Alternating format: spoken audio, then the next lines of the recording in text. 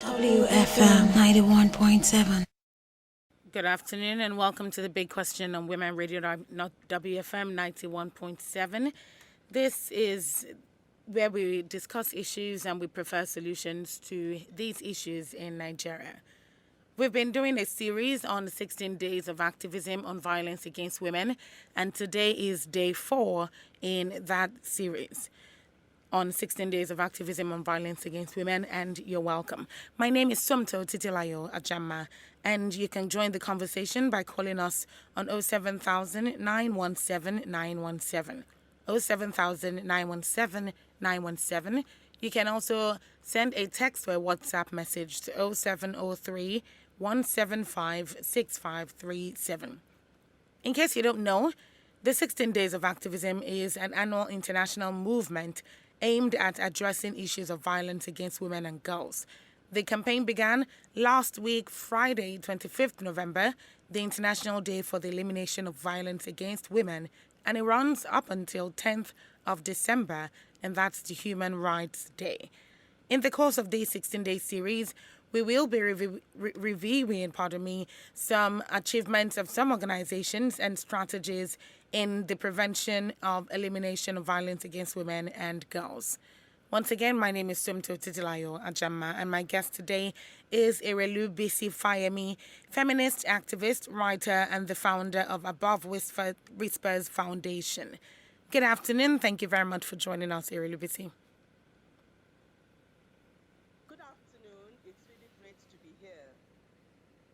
Good afternoon. Thank you very much once again for joining us and welcome on the program. We're talking about 16 days of activism, and to a large extent, this conversation has been going on for a while, and then there's so much that can be said concerning the progress of the advocacy against gender-based violence in Nigeria. But first, I want to ask you about your assessment. Now, how would you rate the success of Nigeria as a country so far in combating violence against women? I believe so far, even though there's been a lot of rhetoric and a lot of declarations of goodwill, we have not done enough with regards to ending sexual and gender-based violence in Nigeria. And the responsibility for doing this, and I believe we will have an opportunity to talk more about this, the responsibility for this lies with everyone. It's not just the government, it's the government and the people. We are all responsible for ensuring that we take this issue more seriously. Absolutely. I agree with you on that. And that's a good assessment, because what I hear you say is there's a lot more work that needs to be done. And it is not just the function of organizations or of people. It's also the function of individuals, community, and the government as well. Yes. All right.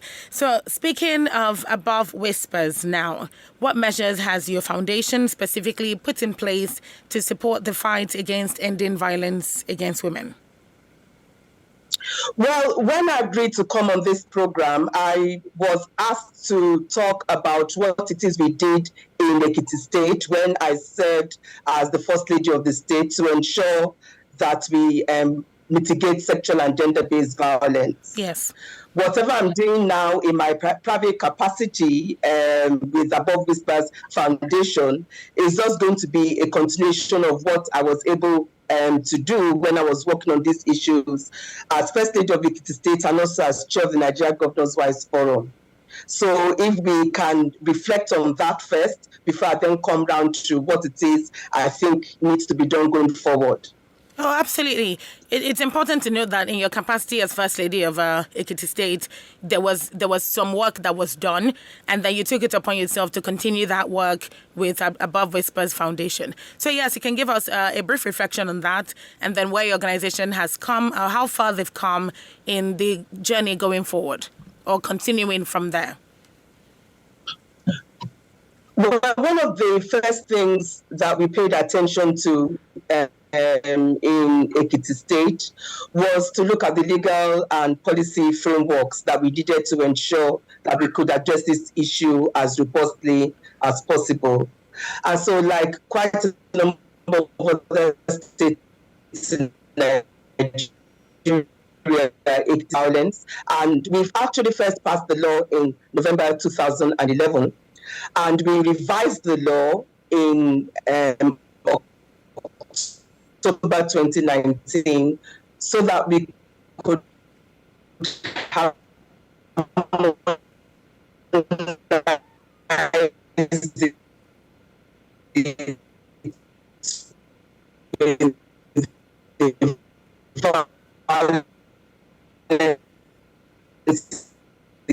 against persons prohibition law.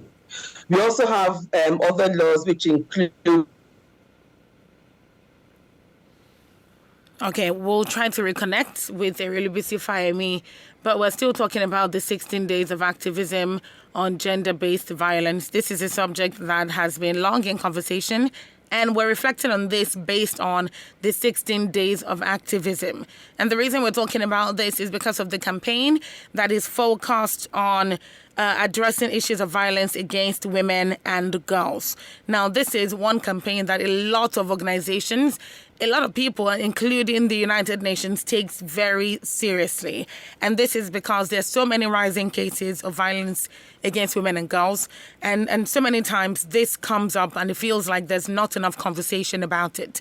Yes, breaking the culture of silence is very important, but what is even more important is sustaining the fact that that culture of silence is broken, the fact that we need to speak about these issues, the fact that adequate action needs to be taken on these issues. So it is not just a subject of violence against women and girls. It is also focused on the action that's being taken and consequences, so to speak. Now, this is so important because the rising cases of sexual and gender-based violence is not a situation that we can just kick to the curb and act like it's not happening. So there is so much that needs to be discussed, and this is why during these 16 days of activism against gender-based violence, we are reviewing the achievements of organizations and their strategies in the prevention and elimination of violence against women and girls. So we're still talking about this. We've had some series of previous episodes. We're still talking about more. And this is going on until 10th of December, the Human Rights Day. So this is not a conversation that's ending anytime soon. This is a conversation that we're continuing, even with the hopes of going forward after this, after the 16 days, to keep up the advocacy against gender-based violence.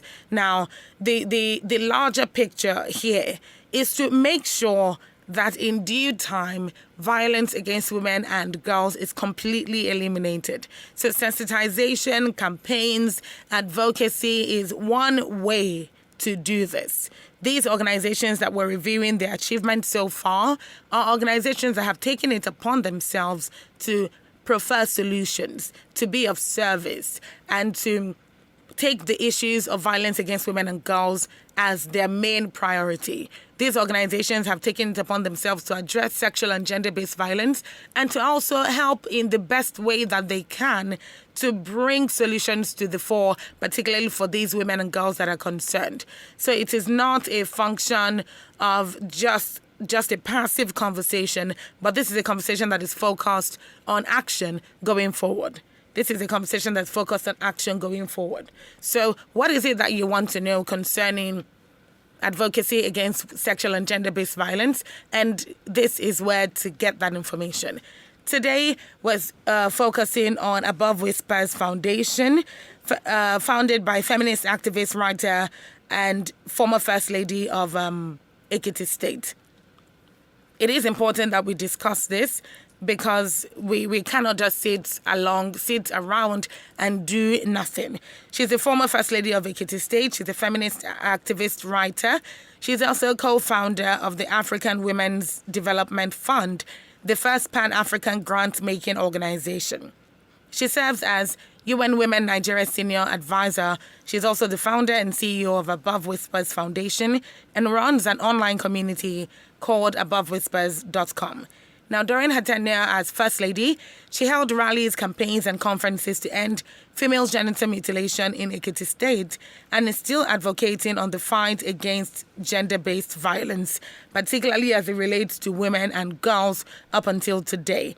Now, amidst the global 16 days of activism against gender-based violence, Erelu Besifaimi, as the chairperson of Governors' Wives Forum, discussed the efforts that governors' wives should put in place in supporting sexual and gender-based violence programs and what more they need to accomplish.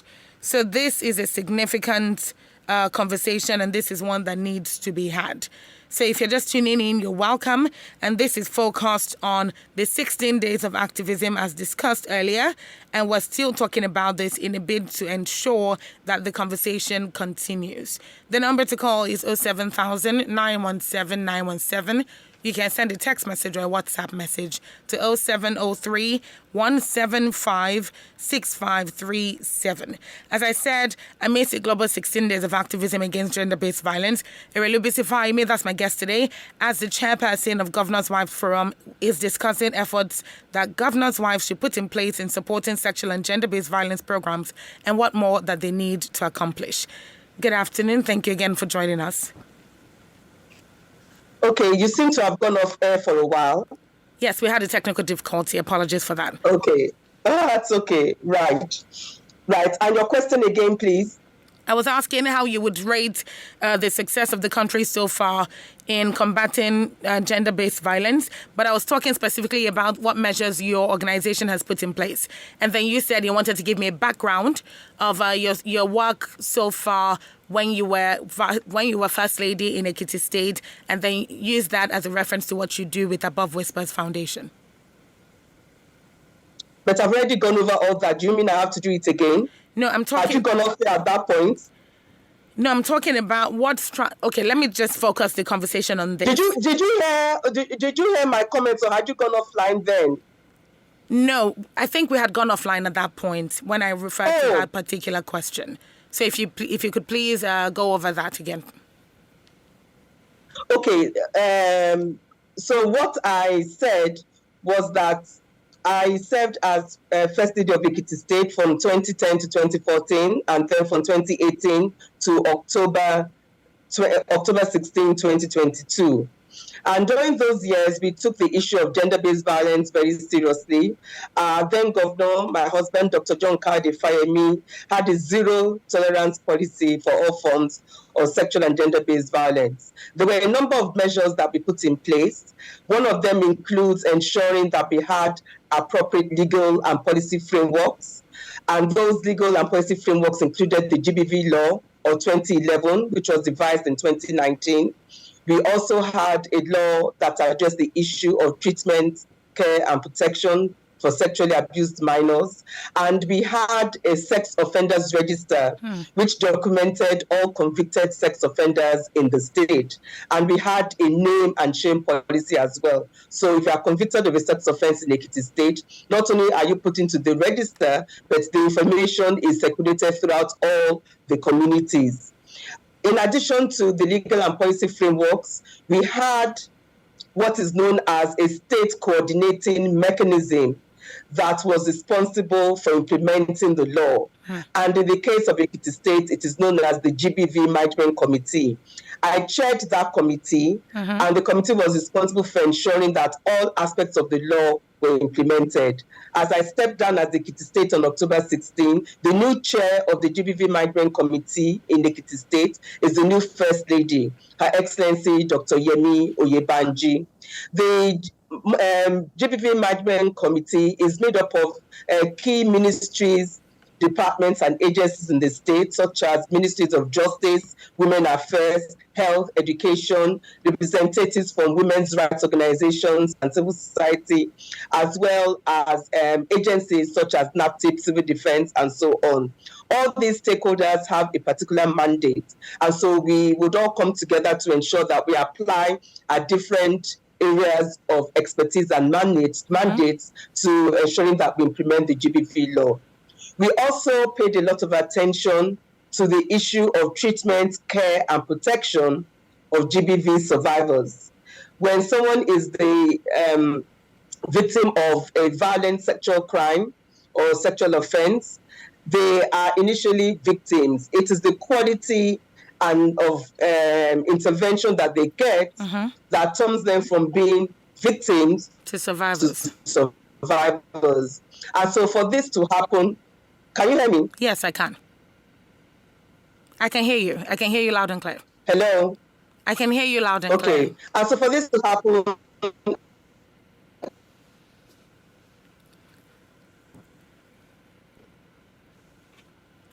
all right, we're still experiencing a brief technical difficulty. Hopefully this gets sorted out sooner than later. Can you hear me now? can I go on? And we also have a GBV Survivors Fund. In addition to this, we ensured that we paid a lot of attention to education for prevention. And for this, we targeted the education institutions,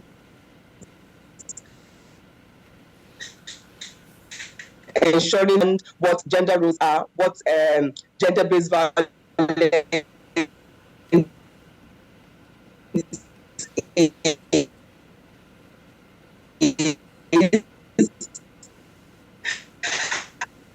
and right from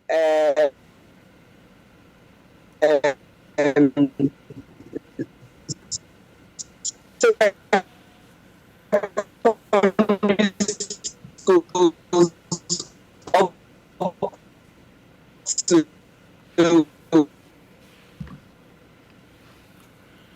all right. Again, we're trying to reestablish connection with Erelubisi Fayemi. We're trying to reconnect with her, and we're hoping that the network will be better this time. This is still the big question, and we're focusing on 16 days of activism against gender-based violence. And we're trying to lend our voice and, of course, more importantly, highlight the efforts that have been put into consideration, that have been put into action, that's more the word, by certain organizations and their strategies in the prevention and elimination of violence against women and girls. So it is completely important that this conversation be had, and we're reviewing these achievements all in the bid to highlight more advocacy and activism against gender-based violence. The 16 Days of Activism campaign is an annual international movement aimed at addressing issues of violence against women and girls. The campaign began on Friday, 25th November, the International Day for the Elimination of Violence Against Women, and it runs up until 10th of December, the Human Rights Day. To ask questions, to contribute on the program, the number to call is 07000 917 917. You can also send in text or WhatsApp messages to 0703 175 6537. Now, Marie connecting with Erelubisi Fayemi. She's our guest today, and she's the former First Lady of Ekiti State, feminist activist and writer, and also co-founder of the African Women's Development Fund, first Pan-African grant-making organization. All right, we're back to him. Good afternoon. Thank you again. Apologies for the technical difficulty. And so in line with all the efforts made during your tenure as First Lady of Ekiti State, you talked about continuing those efforts in your foundation, Above Whispers. What would you say are some other areas of advocacy that you're using this foundation to achieve as part of the struggle to end gender-based violence? Well, things that I've always done as part of the women's movement, I mean, the way I describe the women's movement is raising my voice on issues of concern to women locally and globally. That's what I've done all my life as a feminist activist, as a gender and development specialist, and as a writer. And so I will continue to raise awareness on these issues. I will continue to write about them through my weekly column, Loud Whispers, and I'll continue to educate. I will continue to be a policy advocate to draw attention of policymakers to these issues, and I'll continue to provide solidarity for women who need it through the rapper network that is one of the projects of Above Whispers Foundation. As I said earlier, the struggle to end all forms of sexual and gender-based violence is something that all of us have to be engaged in, and we have to use as many strategies as possible that will resonate with people. Absolutely. Absolutely. It's 25 minutes past 12 and we're still talking about this in 16 days of activism against gender-based violence. Once again, the number to call is 07000 917 917. You can also send in text messages or WhatsApp messages to 0703 175 6537. Now, let me piggyback on what you said concerning your efforts as the former chair of the Governor's Wives Forum. And I would like to know what were some roles that you put in place in ensuring that other First Ladies coming forward, because now the current First Lady is the new chair. So ensuring that other First Ladies going forward across the country are also actively involved in the advocacy. What were some steps or some roles that you put in place to ensure that? Thank you. So when we started working together as Governor's Wives on the issue of gender-based violence, one of the first things we did was to put together an advocacy initiative to encourage our husbands at the Nigeria Governors Forum to declare a state of emergency against all forms of gender-based violence. And the Governors Forum agreed to do this. So on June 10, 2020, they declared the state of emergency. And what that meant was urgent attention was paid to the issue of ending gender-based violence. As of the time the state of emergency was declared in June 2020, only 13 states in Nigeria had domesticated the Violence Against Persons Prohibition Law. As of September 2022, 32 states in Nigeria have passed this law. And this has been mostly due to the quiet advocacy of governors' wives, supported by civil society organizations and donor partners, and the efforts of the Minister for Women Affairs, Dame Pauline Talen. Following on from that, every First Lady who has been involved in this issue has an action plan that they have developed to mitigate GBV in their states. And quite a number of First Ladies are chairs of the GBV coordinating mechanisms in their states to ensure that they achieve as much as possible in the shortest time feasible. In addition, we have encouraged the establishment of more sexual assault referral centers as well as shelters. With the support of the MacArthur Foundation, for example, this year, the Nigeria Governors Wives Forum has managed to facilitate the establishment of 9 SAC centers in 8 states where they have not previously had SAC centers. And if you add the 2 SAC centers that we set up in Ekiti State in September 2022, with the support of the Ekiti State the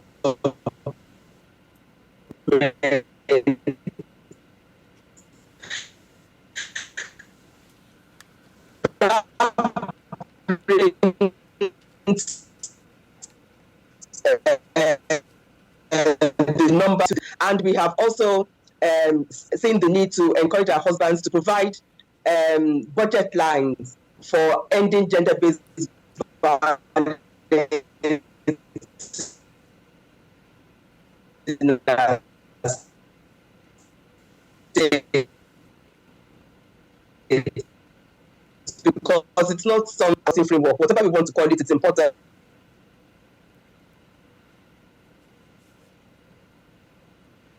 In terms of passing this on to other First Ladies, that's absolutely important. Continuity is key.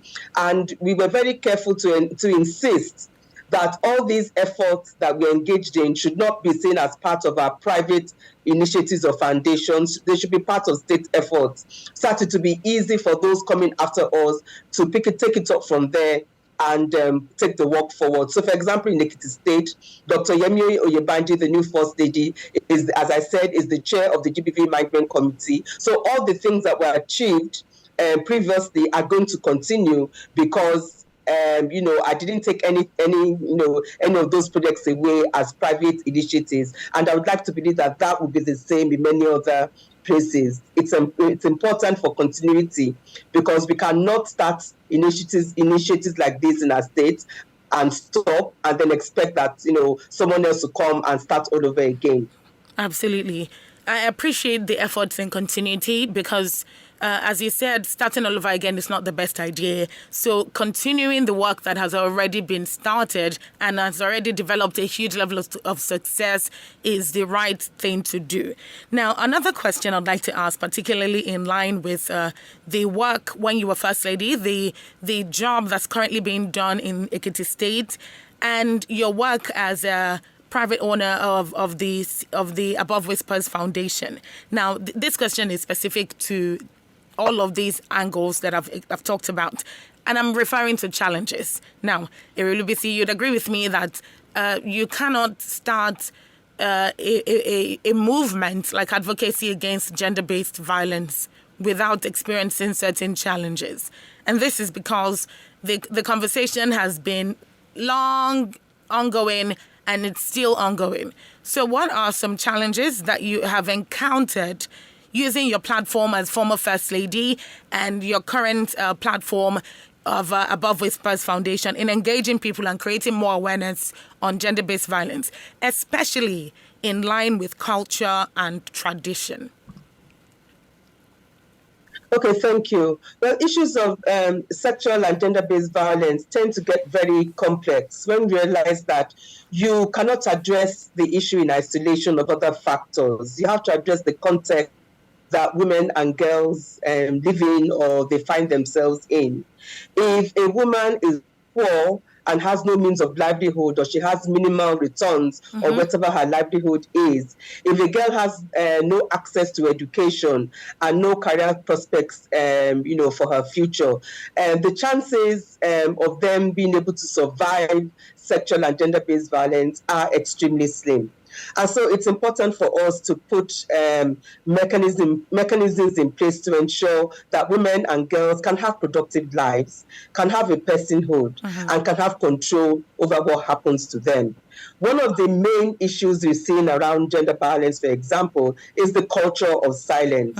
There is so much shame connected, there's so much shame and stigmatization attached to being a victim of gender-based violence. And if people do not come forward to tell their stories about what has happened to them, they can't get justice. And if they can't just get justice, there's no closure.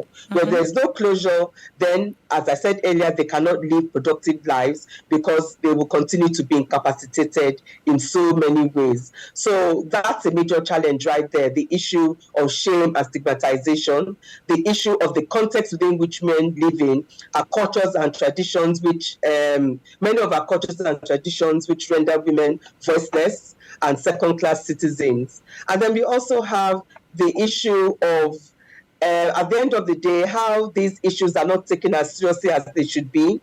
And everybody believes that at the end of the day, these are issues that can be mediated in communities. So there's this tendency to cover everything up because of the stigma involved, and also because there's reluctance to punish perpetrators of these crimes, because a lot of these perpetrators are usually either pillars of the community or well known in the community. So there are all these attempts to cover up these crimes and to prevent the victims from coming forward to say what has happened to them. And then, of course, there's a challenge of resources all over, whether it's financial resources to enable survivors start their lives all over, resources to prosecute cases as effectively as possible, resources to accommodate survivors and provide them with the shelter and care that they need, and also human resources to ensure that we have the full complement of social workers, counselors, providers of psychosocial support throughout across the spectrum. All these things are major challenges which I believe we need to continue to talk about and advocate for solutions around. That's very true. That's very true. Thank you very much. Now, still in line with what you just talked about, it being a continuous effort, there's a part of the advocacy against sexual and gender-based violence that gets very tricky sometimes. And this part I'm talking about is the part about ensuring justice.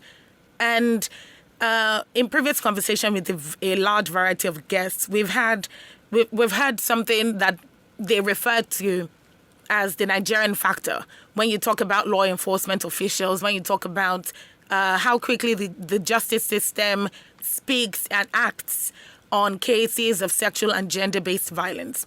So I would like to ask, in your capacity as a former First Lady of Ekiti State and as also owner of the Foundation Above Whispers, is there any measures or strategies that you would recommend going forward when it comes to knowledge and action that should be taken on the part of law enforcement officials so as to ensure speedy justice for victims or survivors of sexual and gender-based violence?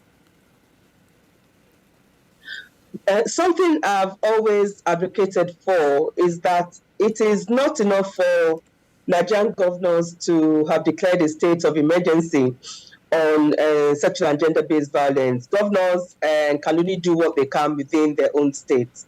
I would have expected that all public institutions, including law enforcement, should internalize what that state of emergency means to them.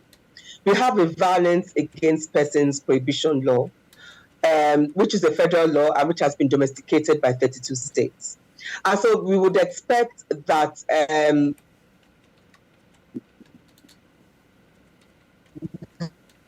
law enforcement agencies,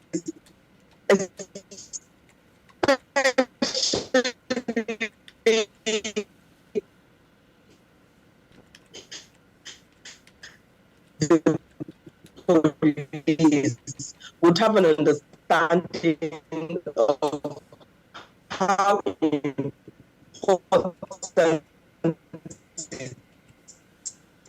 All right. Still trying to reconnect at this point. So it is imperative that we follow the conversation. Now, this is not just a casual, everyday conversation. This is conversation focused on activism against against sexual and gender-based violence. So whatever the case is, it is very important to note that Ekiti State specifically, and this is because my guest today is former First Lady of Ekiti State, Irelubisi Fayemi. She's emphasizing the fact that there's a lot of work that has been done in Ekiti State so that to ensure continuity focused on the advocacy against sexual and gender-based violence. So it is critical that we discuss this in a bid to ensure that this work is continually being done, not just in Ekiti State, but in other states as well. So whatever the case is, we're still having this conversation. It is 22 minutes to 1 at this point, and we're still talking about sexual and gender-based violence, particularly in reference to the activism against sexual and gender-based violence. And this is in commemoration of the 16 days of activism on violence against women and girls. The number to call is 07000 917 917. You can send in a text message or a WhatsApp message to 0703 175 6537. 07000 917 917 is the number to call. Send in a text message or a WhatsApp message to 0703 175 6537. I'm reconnecting now with Irelubisi Fayemi, and we're still talking about 16 days of activism on violence against women and girls.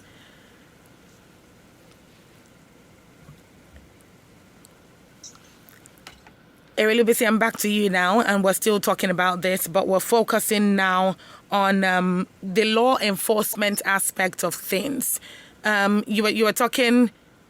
You were answering my question with regards to the law enforcement aspect of things and regards how much knowledge and what action needs to be taken on behalf of these survivors and victims to ensure that they actually do get speedy justice at the end of the day. Now, I believe your line keeps going off, and I have no idea when that happens.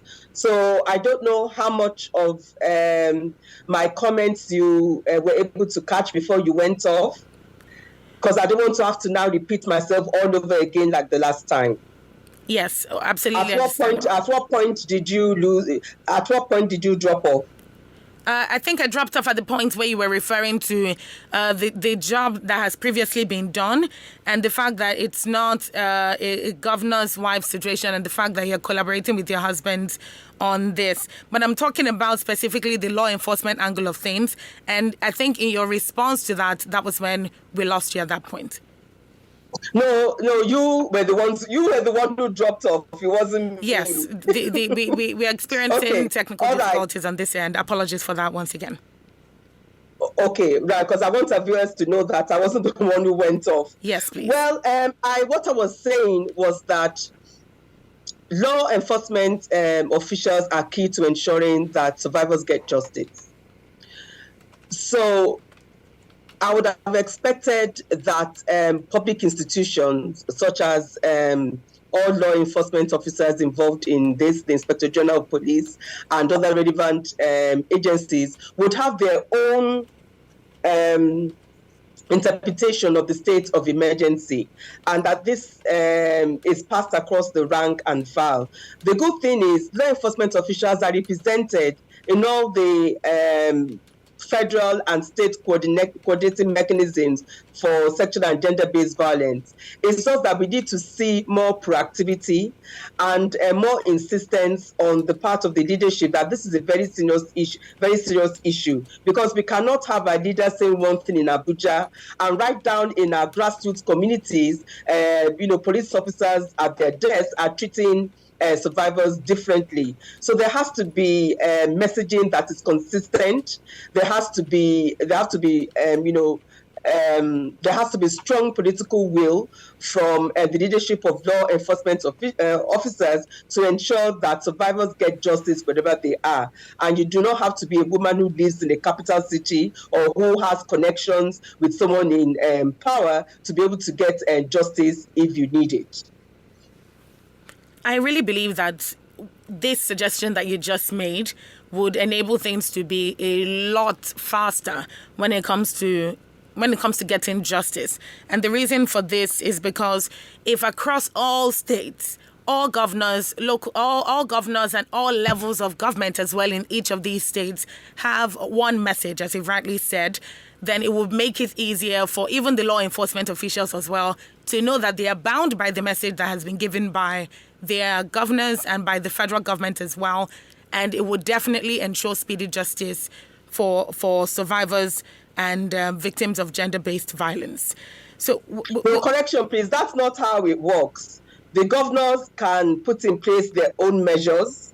They can provide resources. They can set up the state coordinating mechanisms. Mm-hmm. They can demand accountability from all the duty bearers concerned in their states. But law enforcement officials have to take instructions from their own bosses. Yes, I understand that. But I also believe that the governors of each state have or work in collaboration, or law enforcement officials and their bosses work in line with instructions given by the governors of these states as well. It doesn't work that way. Let's not get into that. It doesn't work that way. And I'm telling you this out of experience. All right. Well, going forward, we're speaking on call to action now. There's this need for more people to understand that there's a lot of work that needs to be done, but irrespective of the work that needs to be done, they also need to speak out to report cases. So what will your call to action be for people, whether male or female, boys and girls, everybody out there, to understand that speaking out and breaking the culture of silence is a very important factor to prosecuting and ensuring justice for survivors of gender-based violence? Well, my call to action would be that, first of all, we need to continue to break the culture of silence. And I believe that this is getting better. This is one area where we are seeing more progress. And it is linked to the fact that we now have mechanisms in place to address these issues. We have laws now. We have resources such as shelters, such as sexual assault referral centers, so that victims know that if they speak up, they will be listened to and attended to. And we have seen more whistleblowing. We see more people coming forward to tell about, women being violated, or about children in particular, minors being violated, or, all kinds of things happening to them. So that's progress, but I think we need to do a lot more. So people need to speak up, and where you think there's something going on around you, please say something, and hopefully there will be an intervention. It's also important for us to have more resources in place to address the victims of sexual and gender-based violence so we can turn them into survivors. We need more SAC centers, we need more shelters, and we need more people to step forward and take care of as many victims as possible so they can start a new life and find their feet. So, and this has happened in so many ways, providing resources, for example, for women to rent new apartments, or for them to start a small business or pay school fees. If we find ourselves in a position to do any of these things, it's very welcome, because that's part of the effort to ensure that people can come forward and get the help that they need. We can also support as many women's organizations as possible, or civil society organizations as possible, who are doing this work, especially in remote areas, because we usually find that there are resources or places where people can go to in the urban areas, but hardly any place for people to turn to in the rural areas. And it's also important for every one of us, regardless of who we are and where we are, there's something we can do as parents, as teachers, as religious leaders, community leaders, as policymakers. There is a role that we have to play to ensure that we end all forms, that we unite, which is the theme for this year's 16 Days of Activism, that we all unite to end violence against women and girls. Yes. Yes, thank you. So as we wrap up, Irelubisi, what is your commitment for Above Whispers as regards interventions to keep supporting the fight against gender-based violence?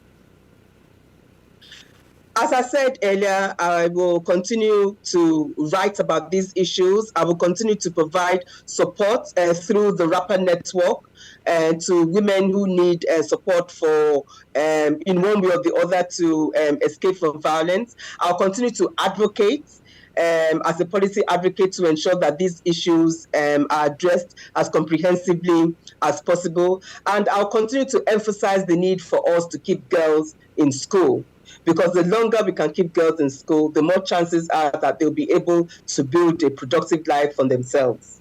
Absolutely. Thank you very much, Irelubisi Fahimi, for taking the time to spend with us today, speaking on the 16 Days of Activism.